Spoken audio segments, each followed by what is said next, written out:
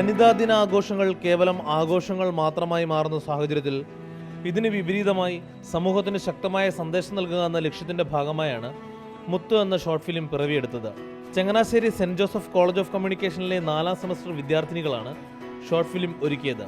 Maria Thomas, Arya Mahindran, Reshma, Asha, Neelima, Aishwarya, Jonsa, Jibina എന്നിവരാണ് അണിയറക്കാർ. Social media വഴി സ്ത്രീകൾ വിൽപ്പനച്ചരക്കാകുന്നതും സ്ത്രീപുരുഷ സൗഹൃദം, വസ്ത്രധാരണം, മതം, ആർത്തവം എന്നിങ്ങനെ ശക്തമായ വിഷയങ്ങളിലൂടെയാണ് 15 മിനിറ്റ് ദൈർഘ്യമുള്ള ചിത്രം കടന്നുപോകുന്നത്.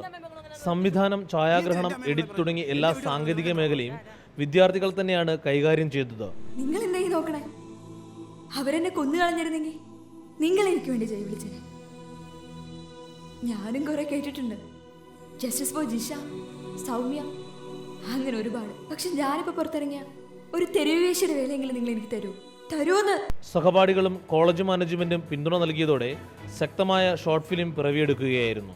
ചിത്രത്തെക്കുറിച്ച് സംവിധായിക മരിയ തോമസ്: സൊസൈറ്റിക്ക് എന്തെങ്കിലും ഒരു നല്ല മെസ്സേജ് കൊടുക്കുക എന്നുള്ള ഉദ്ദേശത്തിൽ സ്റ്റാർട്ട് ചെയ്തതാണ്.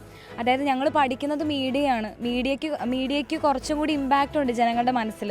അതുകൊണ്ട് ആ മീഡിയ യൂസ് ചെയ്ത് തന്നെ ഒരു നല്ല മെസ്സേജ് സൊസൈറ്റിക്ക് കൊടുക്കാം എന്നുള്ളൊരു ഉദ്ദേശത്തിൽ തുടങ്ങിയതാണ്.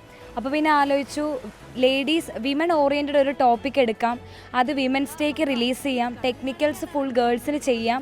അങ്ങനെ ഒരു ആഗ്രഹത്തിൻ്റെ പുറത്ത് തുടങ്ങിയതാണ് സത്യം പറഞ്ഞാൽ മുത്തെന്ന് പറയുന്നത്.